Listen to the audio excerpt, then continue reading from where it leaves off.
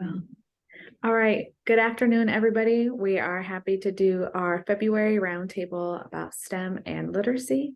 We have with us today Carrie Launius and Julia Rigsby, and we're super excited to share what resources they have for us today.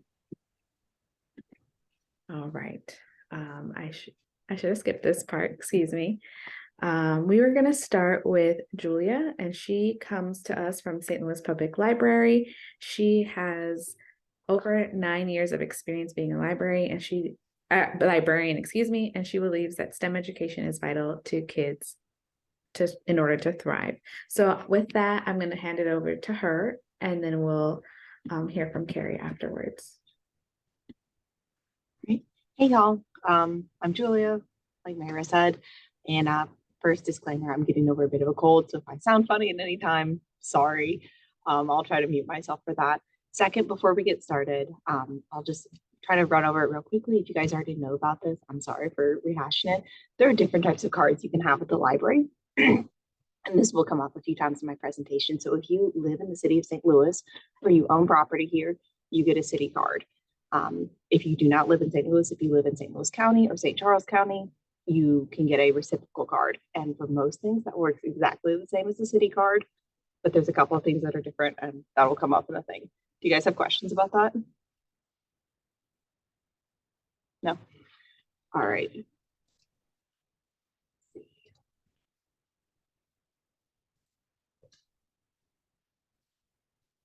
All right, so we have STEM resources at the library. The library has many things. So the first thing I want to talk about is our digital resources. And this is things that you can access on your phone, pretty much anywhere you have an internet connection. And to get to them, you can go to the library's website. If you're accessing it on mobile, it looks almost exactly the same, just skinnier. And you just click the hamburger menu to get to these. But it'll live in this digital content section. And once you're there, you can click A to Z resources to get you to all the different things we have to offer. And we've got a lot of stuff, and we have a lot of STEM resources for adults, for college age especially, but for kids, these are the 4 that I think will probably be most useful for any scenario you're going to need them. So ABC Mouse is the weird one, and that you do have to be on sit in a library to actually use it. There's a couple of digital resources that have these arrangements, and that's beyond the library's control. But that has a lot of games and early science activities for the younger kids. We also have Britannica, Explorer, and World Book, which is access anything under the sun. You can do this anywhere with an internet access. So you're out on a hike on Kilimanjaro and you happen to, get a connection. You can, get on Explorer, check out whatever you need for the 5th grade science projects. These are really great resources. They've got pretty much everything you need and are easily accessible for anyone with any type of card. So we also have a lot of ebook and audiobooks at the library, and we have 2 major platforms for these, Hoopla and Libby, and they're similar, but also different. So you can get ebooks and audiobooks on both of them. Libby, you can be anyone in the metro area and use. Hoopla is weird in that you do have to be a city resident or own property in the city. So you have to have that special card. With Libby, you can get unlimited checkouts, but you do have to wait in line for your books. And for Hoopla, there's no waiting, but you only get 10 checkouts a month. And that's because Hoopla charges the library for each checkout circulation. So there's a reason behind the madness for it, but these have a ton of different STEM books, and a lot of them are interactive as well on Hoopla for kids. So STEM books, a question I get asked all the time by parents is, where do you keep your STEM books? And I wish there was a really great and easy answer for that, but we don't keep them all in one place. Libraries, most American libraries use the Dewey Decimal System, which was an organizational system set up in the 1800s. He had a great idea. It didn't foresee a lot of the technological advances though, so they're kind of scattered everywhere. So this is my handy dandy cheat sheet of where things live. Best bet somewhere in the 500s for nonfiction, some stuff spattered in the 600s, some in the zeros, who knows, but they're kind of all over and everywhere. So unless you know specifically what type of what you're looking for, it's best to look it up on the catalog or to ask a librarian before you get there. So using our catalog, it's, if you log onto the website, it's right there in the search box. It's the same if you go on mobile, that pops up. And you can type in whatever you need, but there's ways to filter it and make it a lot more useful because you're searching, oh gosh, I think St. Louis Public has around 2 million items or something like that that will come up. So you want to filter things out. Next door to it is the keyword that you can drop down. And when you do that, it will give you different options. I personally would never worry about the bottom 3. You're not going to need them, but setting between keyword, title, author, or subject can be really useful to find what you're looking for. Subject, especially if you're looking for a specific type of STEM activity or STEM field to look up. And then next door to it, you can check these other things. You really probably only ever need to check the catalog. The events you could do, but we're actually changing the way we tag our events for kids. And you won't probably need this as much. You'll just be able to do that from the events page, but it exists if you're curious. So once you search something, so let's say I search engineering by subject, which is great and cool and fun. You'll get other things too, like some random romance book for adults. I think maybe he's an engineer and that's how this happens. So you can filter things on the side to make it more useful to you. So these are all the things you can filter it for. It's everything under the sun. What is generally most useful for this is the audience and the published date, because you, especially with kids books, you don't want something older. A, they're not going to be excited when they get, some grubby book from 1996, but B, sometimes the information is just outdated at that point.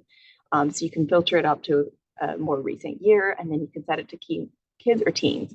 Another thing that is pretty useful is the books and the audiobooks. So when you search for something and filter it to kids, it's going to pull up everything on Hoopla and Libby, which may or may not be what you want. If you're looking for a print book, you need to click just books, and that should get you to where it is. This will also pop up everything that is in the county's collection as well.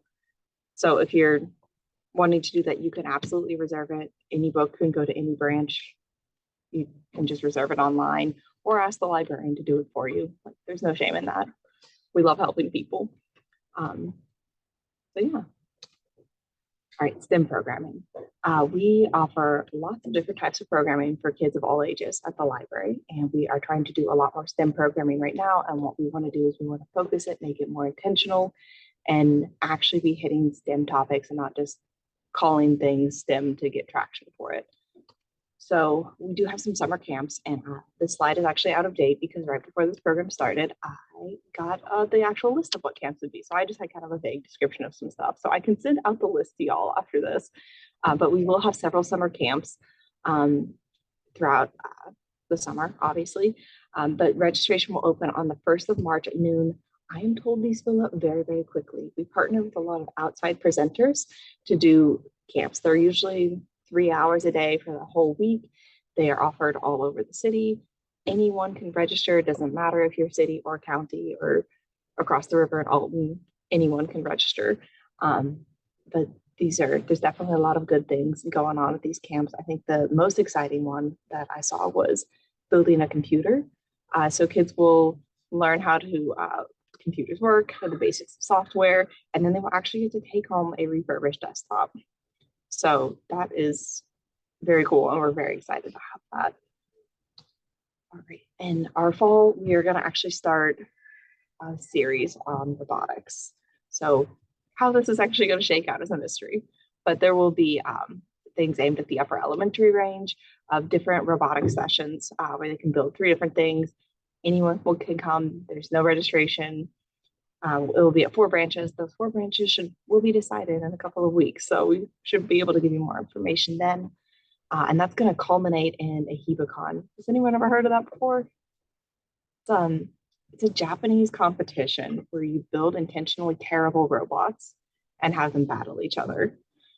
So this is going to be each session for the robotics. We'll teach kids, it's no coding. It's literally connect electronic components and see how stuff works and get an idea of how circuits work and how you can design things. But then it will all feed into, if you want to do this weird competition, you can. So we're have high hopes for that. And we are highlighting 2 new frameworks for STEM programming that all of our branches will be doing in some capacity, where we want to focus on learning through making and experimentation, but we also want to make sure that the science is explained to kids. We don't want to be Jesse Pinkmans and you just yo magnets. How do they work? So these are things that are coming down the line at St. Louis Public. We're pretty excited about it. That's really all I've got. So what questions do y'all have for me?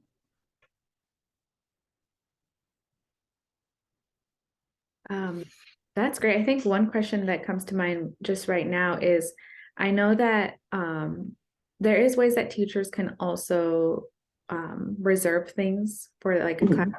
Is that true? Yes, you can get an educator card with St. Louis Public as well. And it allows you to check more things out for longer. And it also doesn't matter where you live. Oh, that's good to know. So that's a pretty useful thing they've got set up. So if you guys need to contact me at any point in time, my email is just jrigsby@slpl.org. I'd be happy to talk to any of y'all about anything under the sun. So holler at me if you need me. Thanks, Julie. I'm gonna make sure I share that too with the recording. I appreciate it. Yeah. All right, Carrie, you're up. And then I think that we could kind of ask questions to the both of you after Carrie's presentation. I super appreciate it. All right, so I'll introduce Carrie as she sets up. Carrie has nearly 40 years of experience in education. So she has been an elementary school teacher, a science coordinator, an assistant superintendent, and college instructor in science education. So she's worked with teachers at all levels, and currently she is the elementary science coordinator for SLPS. Aside from that too, she serves as the NSTA District 11 director and many of the committees. And so including the Outstanding Trade Book Committee. And so this work has actually grown into her research, which is defining the role of trade books in the STEM fields. So with that, I'm excited to hear from Carrie. Well, hello, can you hear me okay? Yes. Julia, I'm with you. I have a cold, so I apologize. I got this nasty cold. So I'm just going to kind of be more conversational with you. But what I want you to do is take off your hats of your traditional thinking, and I want you to think really, for lack of better words, outside the box. We're going to take you into a different world of STEM than you might have heard before. Let's see if I can get my screen to move. Okay, so just to let you know, a little quote. So many things are possible just as long as you don't know they're impossible. That's from a very famous book, The Phantom Tollbooth. So, and where we are in schools right now I love this mantra. I expect you all to be independent, innovative, critical thinkers. So do exactly what I say. So we live in this model of telling students what they have to do, how they have to do it, and constructing these little bodies to do what they think they have to do. So just a quick quote from past President Barack Obama. These young scientists and engineers teach us something beyond the specific topic they're exploring. They teach us how to question assumptions, to wonder why something is the way it is, and how to make it better. And they remind us that there's always something more to learn and to try and to discover and to imagine, and that it's never too early or late to create and discover something new. So just take a look at this. So the original STEM, like we talked about, originated because our workforce development, we just didn't have enough people to fill the baby boomers retiring. So we had this lack of a workforce coming up. So this all came birthed out of the National Science Foundation. First it was called SMET, which they didn't like that because it was too much like smut. And then it was called METS, and then Missouri wouldn't change it to STEM because they said a stem cell research. So we've gone around the board with this. So I don't know why that's on my screen. I should pull this up a little bit. So where do we start? Well, a picture book tells a compelling story. We know that there's nothing like a book. Even if I don't care how techy you are, you can hug a book. Well, there's Valentina. Hi, Valentina. But you can't hug a computer. So this having a book thing is really important, particularly in elementary students, to learn about learning. So about 50 years ago, NSTA and CBC joined together. They started this competition of sorts called the Outstanding Science Trade Book. And they would all the publishers would send books to a committee, and they would look at the books and they would say, these are the best books. And they had to have there's a lot of criteria. And one of the biggest criteria is that it was nonfiction and that there was no errors, and that it was pretty like a check sheet to see if you could win this book award. Well, so when all these books were coming in and coming in and coming in, and people did not know what to do with this new kind of book called STEM, or was there such a thing as a STEM book? And so is a STEM book a science book? Is a STEM book a math book? Is it an engineering book? So what was happening? Every book became a STEM book. It didn't matter the quality. It didn't matter if it was published and it said one of those STEMs, it was labeled a STEM book. Well, that's okay. But if you want to use it in a classroom, you got to make sure the literature has some purpose. And that's what we did. So one of the most critical pieces of thinking about a STEM book is it focuses on the intangible. It looks at the characters or the person's thinking stance. What is that person thinking? What are they doing to be a STEM-like thinker? Because that's where we get our kids to learn. I can tell you, if you look at statistically, Black and brown children grow up not in STEM careers. It's under 10% of our STEM workers are Black and brown, because in urban school systems, we frequently don't give kids the opportunities to talk about their thinking stance. So this is a way too, it becomes an equity issue, that children get to have opportunities in the world of STEM. So think of it this way. Right now, we're teaching children to play a game that's not been invented yet. We just are. We don't know what's going to come. I can tell you, if someone would have told me 15 years ago that a kid could go to school to play Nintendo, I would have thought they were nuts. So think of how things have changed. I'm old enough to tell you that we used to think that having a car phone would be the coolest thing in the world. Now we sit at lunch every day and everybody's got no one even talks. They just play with their phone or attached to them. They become part of our lives. So it's just the world is changing so rapidly. So just a couple things little facts. The U.S. Department of Education estimates that 60% of the jobs open in the 21st century will require skills that are only 20% of the American workforce now possesses. Only 20 of the 20 fastest growing careers, 15 of them require a background in math and science. Over 50% of the fastest growing jobs in the U.S. are math, science, or technology related. And the U.S. needs 1 million more STEM professionals over the next decade than it's projected to produce at the current rate. So we know we got an issue. So what will we do then? So what is STEM? Okay, what is it? And this is a really good question. So it's got a million definitions. You can say, someone's, like I said, someone says STEAM, someone says STEM, someone says whatever.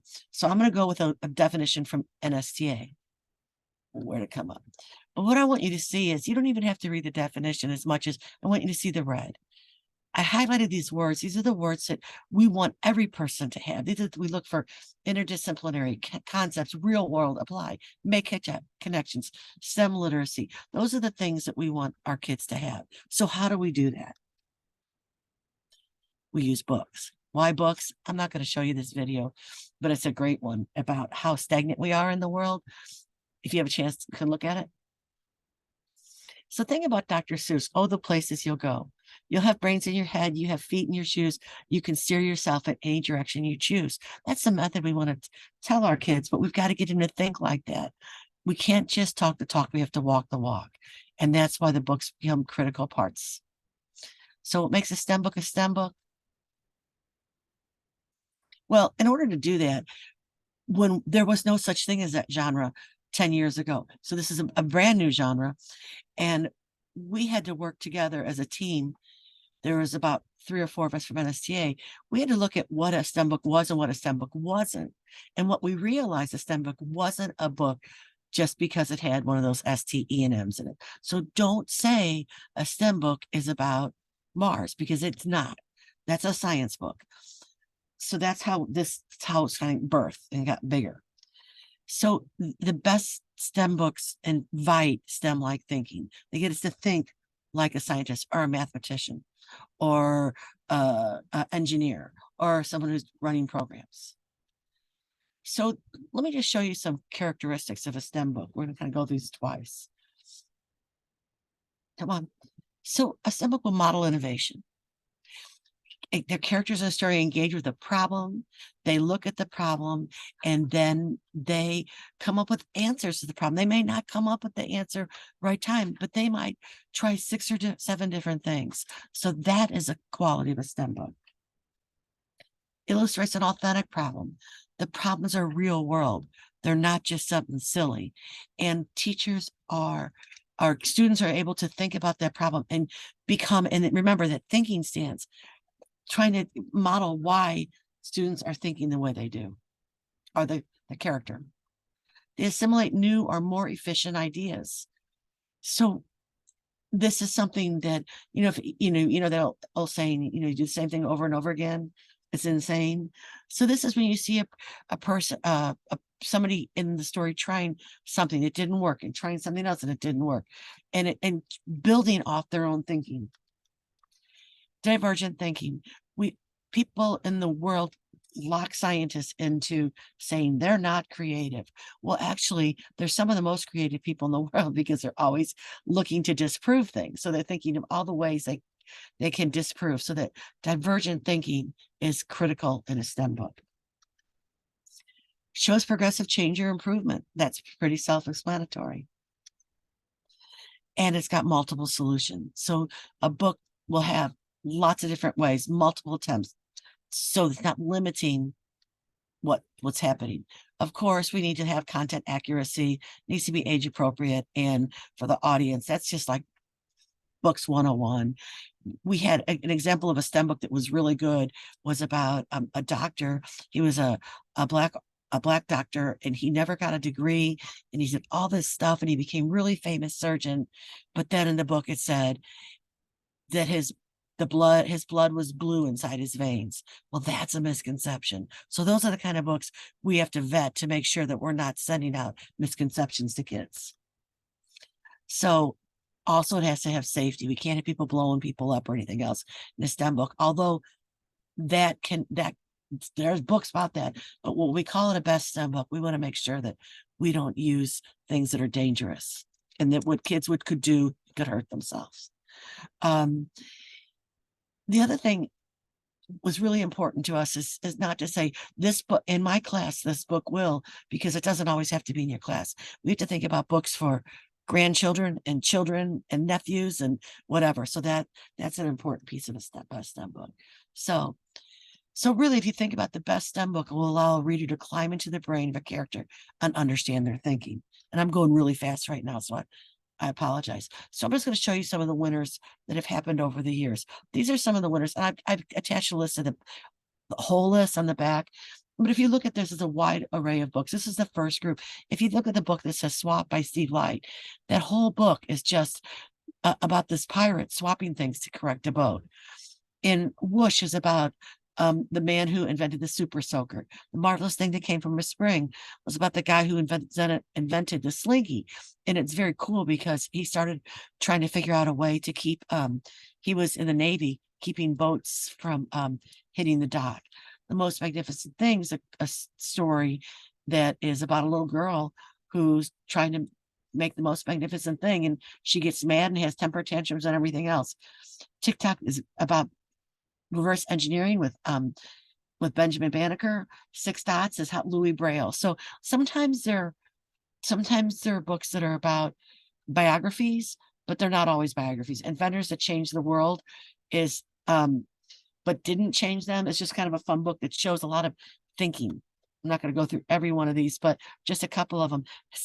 Find the Dots is a really interesting book because there's no words. It's a book for pre-K, where kids have to come up with and figure things out. You can see Elon Musk, The Book of Chocolate, Maya Lin, about the teenager who invented or who designed the Vietnam Wall, the music Alive. So these are the years, and there's a very select group of books that win every year because they have the criteria that needs to show all those pieces of STEM-like thinking. The Girl with a Mind for Math was about a woman who started really created, was like a mathematician that changed the world. Curiosities about Rover, Rachel Carson. And then Smelly Kelly, gotta love Smelly Kelly. Smelly Kelly's about the guy who had a natural sounding or a natural smell, that he could smell things in the subways that no one else could smell. And he actually saved the world at the subway. So that's a big deal. Jumbo's about jets. Here's one of my favorite all-time books is Cougar Crossing. I love that book. It's one that I carry around with me, about how they, as a matter of fact, that cougar just died, but it talks about how the people in Los Angeles, in order to save the animals, have actually figured out ways to build bridges to cross their 15 and 20 lane highways. So it's a beautiful story. And then some of this year's winners, and my all-time very favorite book ever on this list is right here, called Lion Lights. And it's a perfect book to talk about all these different things. This little boy is told that if he can't keep the lions from his dad's cows, then the family's not going to make it. And he figures out a way. But it's repeated trials and all the STEM-like thinking. So that's kind of what we've done when we look at STEM books. So we look more at the thinking than the content. The content has to embed some of this STEM. It doesn't have to have all four of this. Nothing's going to have all four. Well, you find a few books, but usually you don't have all four of the topics.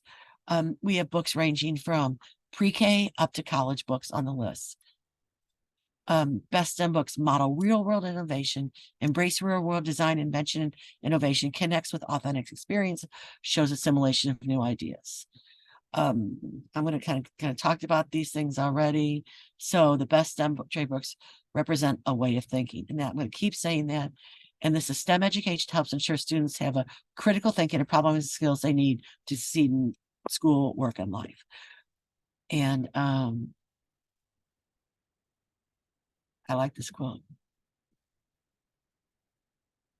So, there can be fiction books, can be a STEM book. Any book can be a STEM book as long as it has that criteria. And I've attached links to both of all the lists. So your outstanding list is not going to be STEM, it's going to be science. Now, there could be STEM books on there. They couldn't change, but those are that one for science. And then the STEM book list is on top. And those are for all the years, because it's only been going on for about 6 or 7 years. So I kind of powered through that. But I really want, I like to see people think about STEM in a different way.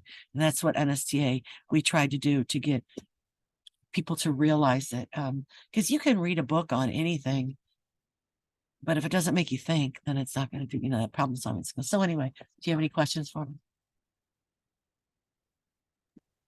Thanks, Carrie. I think that was great. I think something that comes to mind was also, I think you also mentioned, Julia, was like, the library has been here forever. The Dewey Decimal System has been here for a really long time. Like, this new technology, new things, are not like you said, we can't really categorize the STEM books. And then I think that was reiterated in what you said, Carrie, and how any book can be a STEM book, and this is like the criteria that we use. So I kind of really appreciated both of your guys's takes and then the explanation. I think one question I had was, how have you, as the science curriculum coordinator, kind of also helped the elementary school teachers in the science subjects or math, and using the books within their curriculum or a lesson? So we did a little bit differently here with Valentina's actually on here. We did some things, but we matched books kind of to content, but we matched more to the engineering practices, the cross-cutting concepts, which are part of the 3 dimensions of science. So that made more sense, because, you're not going to find a lot of books on physics. You'll find there's a ton of books in the biological sciences about animals. So we spent our time looking at things like, is there patterns in this book? Is there cause and effect in this book? Is there scale, proportion, and quantity in this book? So we kind of classified like that. And we actually bought for elementary and middle school a hoard of books for teachers to have in their classroom to use. We also looked at some content things too. That's the science side. The STEM side is when we had the science fair, we worked on changing the science fair to more of a STEM fair, which we're not even having this year because of funding and everything. It may come back, who knows? But we really concentrated on novel engineering and some of the other components of science are in STEM that made more sense for our kids. What we don't want kids to do is, and it's a problem, it's a national problem. People are saying, well, my kids are doing robotics, so they're learning science. No, they're not. You have to learn science and STEM. You can't separate the two. There's a body of knowledge you have to know in science to move on. So when Julia was showing those books, those are critical books for kids learning. They have to learn. But our world of STEM that we think is we have to take it a step further than not just knowing it, but also doing it. And that's where the STEM part comes in. Well, thank you for that. I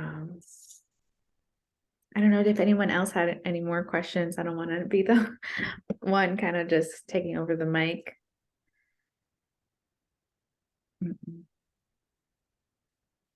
Yeah, I think, you go ahead.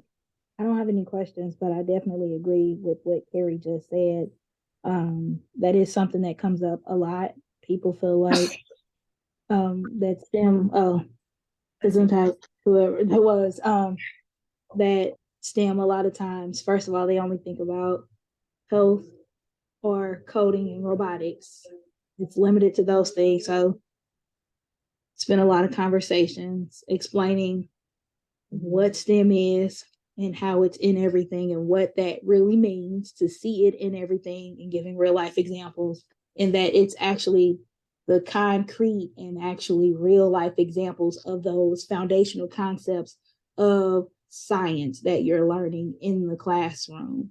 And that's something that not only do the students sometimes need help understanding, the families as well as sometimes the teachers need help understanding.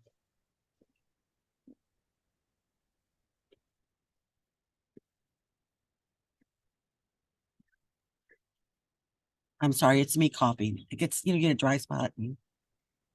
You're totally fine, Carrie. I think I had a question too, Julia, for you. If you said you guys are kind of redoing how you categorize the STEM programming that you have, like, do you guys already know a little bit about that, or is that something that you're still working on? So it's something that's coming down the pipeline in the fall. And this is kind of my project I feel like a lot of times people want to say, especially in library world, and probably I'll catch it in the schools as well. People want to say things are STEM because it's trendy, and parents get very excited when people say it's STEM, but it's really an art project, and it's not pulling concepts in from anything to make something or to learn how something works. And so we're wanting to focus things more on how does this concept actually apply to a real thing, or how could you learn the design process and make something on your own without me telling you what to do. And that's what we're wanting to shift more towards, instead of it kind of being a free-for-all buzzword. Yeah. I think that kind of really ties into what Carrie said too. So it seems like something like lots of people are grappling with what is really STEM. Like STEM is not a particular subject in general, but it's a practice. So that, I would love to hear more about it once kind of, you guys have worked through that. And I think a question I had for both of you is similar, like how STEM, like how do you guys use books? Oh, I'm sorry, you're raising your hand, Sam. But I think this idea of like students also, when I was a high school teacher, my students were like, I hate reading, like reading is not fun. And how potentially, like, have you seen like the ability to use sometimes like STEM books or books like you said, the idea of like going into the character's thinking stance and how that kind of can also promote just like a love of learning. And I don't know if that's not really it's a very long question, but have you guys seen that? What are your thoughts on that? I think I'd love to hear from both of you. I think being in a library is a particular situation of you could purchase as many books as you want. And I don't work in collection development, and I haven't worked in collection development in several years, but you can purchase as much as you want, but that won't determine if people check out what's purchased. So that's more of a thing if, you know, you can lead a horse to water. So as best we can, I've tried to focus more on programming when kids are actually in the door, showing them what they can do from there, and then trying to, you know, promote books that actually do align with it in that way. But it's a little more difficult in our situation. So one of the things when we review books for best STEM book or outstanding trade book is we often ask, will kids like it? Coffee table books don't really work. We've had some of those win and nobody buys them. We do this thing at NSTA with linking literacy with, we bring in a lot of authors, and the books, the high interest books are the fun books are the ones that's the kids want to see. So that's one thing. The other thing is that it's critical in our world, my world, that we don't lock our kids into a reading level, because I learned this from a professor. My interest trumps reading level, and she uses the example of that sometimes we're sick, like right now, whatever, and we can go to Google and Google our symptoms, or Google and read medical diagnoses and figure things out because we're interested. Never limit kids, because they can be really interested in something. Some of the books might be a higher level, but if they're high interest, then if you look at the 5 types of nonfiction books that are written by Melissa Stewart, she talks about a browsable book, which are sometimes like the Nat Geo books or whatever, and kids are going to read that whole book anyway, but they can find pieces of it they can read. So there's a lot of different things. You know, I find that I usually like the narrative books the best, but that's just me. But other people like some of the other ones. So I don't know if that answers your question or not, but that's sort of where we are. Thank you for that. I appreciate that. Sam, you had a question? Thank you. So Julia, earlier you mentioned that there is an educator's library card and it doesn't really matter where they're from, city or county. So how do they go about getting that library card? And is it something that is known that they can find that information out? Or is it like a special, is there a way that they need to prove that, hey, I'm an educator, I would like to apply for this card? That is a great question. I'm not remembering exactly off the top of my head. I don't work circulation anymore. So that's something I will email you an answer to when I look it up. Okay. I want to say it's just like you bring in your school ID and to any circ desk, but let me double check that before we assume that's the truth. Okay. Thank you.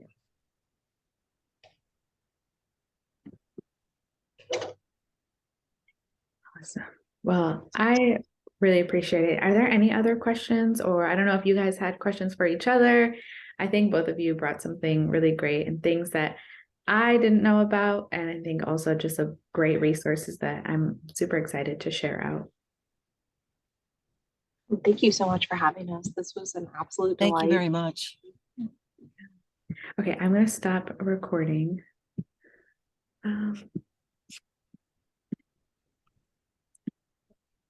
Okay.